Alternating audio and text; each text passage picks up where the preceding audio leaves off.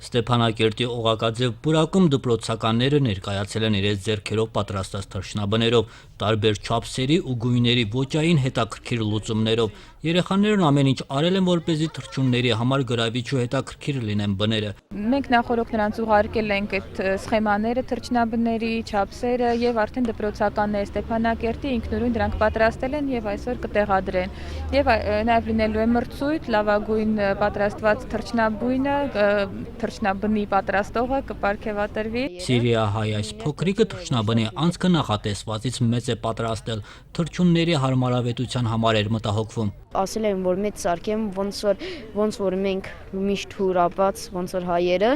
նույններ թռչունները ոչ թե թույլերը ընդունեն։ Մրցութային փուլից հետո նախատեսում են կախել Օղակաձև պուրակի ծառերից, միջոցառման կազմակերպիչներն են նշում, էկոլոգիայի կրթությունը պետք է դիտարկեն 21-րդ դարի մարդու ինքնապահպանման ամենակարևորագույն օղակը։ Այս նախաձեռնությամբ հանդերձ նպատակ ունեն երեխաներին հաղորդել սեր դեպի բնությունն ու նրանց մեջ մշակել բնապահպանական կուլտուրան։ Սա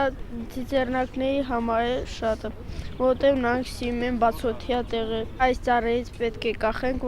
որ ծիծեռնակները կերակրվեն։ Այս բույնը ես եմ պատրաստել, որ թռչունների համար գեղեցիկ լինի ու հարմարավետ լինի։ Արցախում առաջին անգամ կազմակերպվող այս ակցիային աջակցում էին Արցախի պետական համալսարանը, Հայաստանի հայ-ամերիկյան համալսարանը, ինչպես նաև բնապահպանական հասարակական կազմակերպություններ։ Այն ամենը, ինչ մեզ սովորեցնում են փոքր հասակից, ավելի լավ է արմատավորվում, դաջվում մեր ենթագիտակցության մեջ։ Այդ իսկ պատճառով մենք կազմակերպելով այս միջոցառումը միշտ մեր ուշադրությունը կենտրոնացնում ենք նախադպրոցական եւ դպրոցական հաստատությունների վրա, քանզի դպրոցը հենց այն կարևոր օղակն է, որտեղ հիմք է դրվում դեպի բնությունը, դեպի շրջակա միջավայրը, պատասխանատու վարքի հիմքը։ Գենադի Երեմյան, Բենիկ Ղարախանյան, օր։